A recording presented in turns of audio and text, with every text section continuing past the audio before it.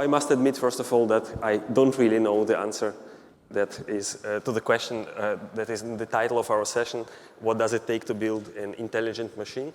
But I would say that an intelligent machine should be able to sense the environment and to understand the environment it is found in. If we look at the sensorial information that our body is exposed to, that we perceive through our eyes, that we perceive through our nose, ears, or tongue, or our skin, the majority of this information, over 90%, actually comes from vision.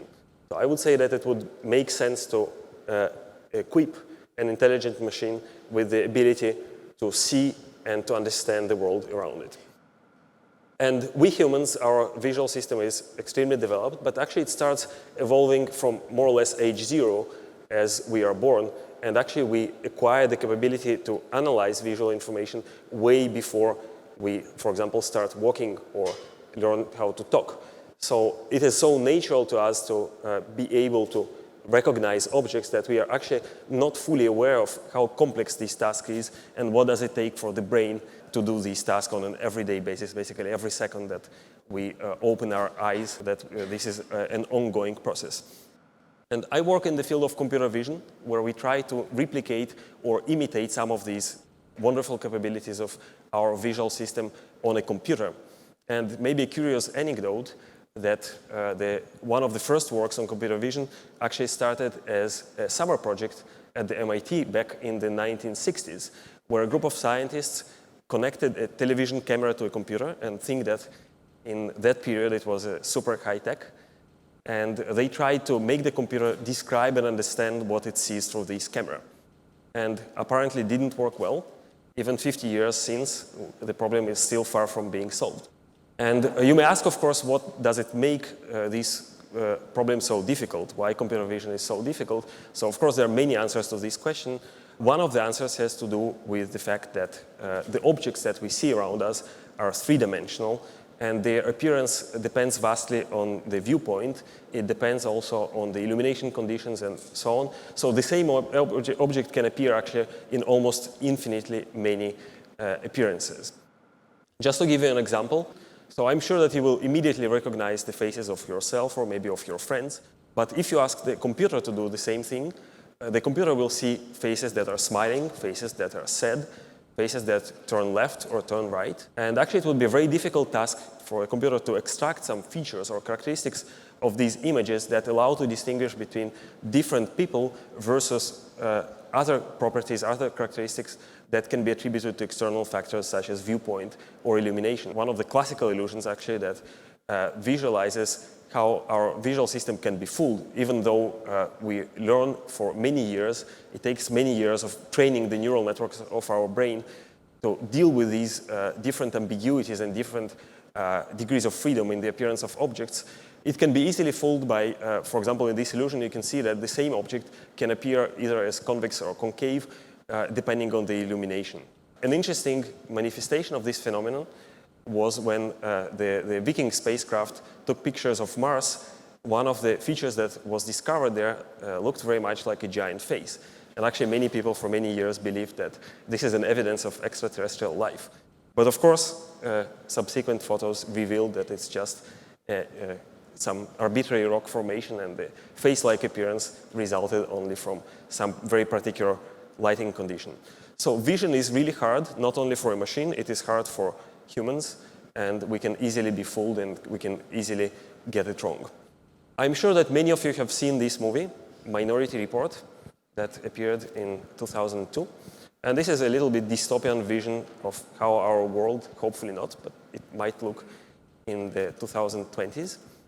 And one of the most famous scenes in this movie is when Tom Cruise is using his hands to manipulate virtual objects on a giant holographic screen. And this is actually also a vision of the producers of this movie, how our interaction with our future intelligent machines might look like. And of course, the ideas of gesture-based interfaces have been around for a while. And if you want to design such an interface that is based on computer vision, you need to solve what we call the hand tracking problem. Basically, you need to detect and recognize different parts of our fingers that constitute our hands. And of course, the hand is a deformable, articulated object. And there are many degrees of freedom, many ambiguities. For example, the fingers can be hidden from the view. So that's why this problem is quite challenging, and it's notoriously hard problem in computer vision. Fast forward several years after the movie Minority Report, Microsoft came up with a very successful product called Kinect. And basically, it was an add-on to their Xbox, a gaming machine, that allowed the users to control their games using their bare hands. So basically, you could move your hands and animate or activate your virtual self in your game or interact in this natural way with your computer. And basically, this was the same capability that Tom Cruise had in the very futuristic science fiction movie, but without any light gloves that basically made the task in the movie much easier. So in this case, no special equipment were required to interact with the machine. And this capability came from a novel three-dimensional sensor that projected invisible laser light on the objects in front of it, and using triangulation techniques, extracted the geometric structure of these objects to the accuracy of several millimeters. And it appeared that this three-dimensional information actually solved many degrees of freedom, many ambiguities that exist in standard two-dimensional images. So suddenly the hand tracking problem becomes much easier in 3 dimensions because many of these ambiguities are gone. And in fact, this allowed Microsoft to use, I would say, rather simple computer vision and machine learning techniques to do accurate hand tracking.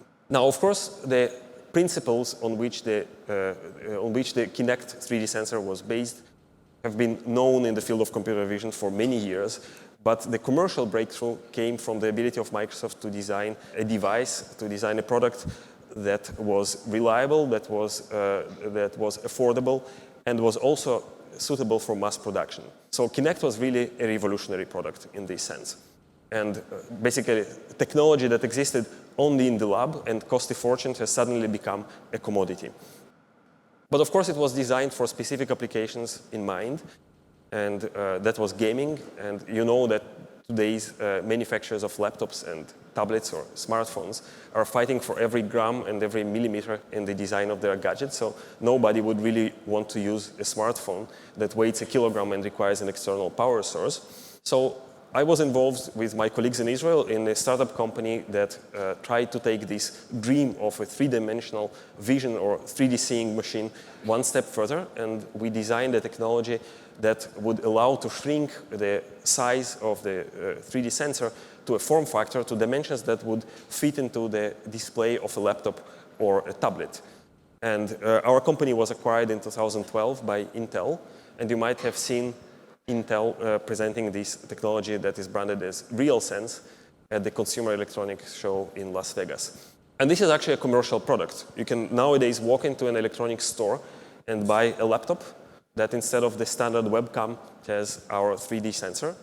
3D sensing is an enabling technology that will bring qualitatively new capabilities to our future computers, to our future intelligent machines. And actually what is probably important to emphasize that these technological capabilities they all exist today. So we're really not talking about the future, we're talking about the present. And maybe several or many products that are based on this technology will become widely accepted in a matter of a few years. So our laptops, our tablets, our smartphones will become precision instruments that measure very accurately to sub-millimeter accuracy objects in our environment, three-dimensional objects. So we'll be able to scan our objects, we can scan ourselves, we can create a three-dimensional copy of objects in our environment. So next time you want to do a selfie, forget about selfie, think about Shapey.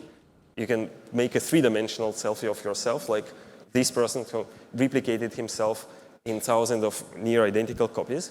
Next time you want to buy a dress, you can literally do it without leaving your home. You can sit in front of a computer that, of course, in the future, or maybe even in the present, will be equipped with a three-dimensional sensor.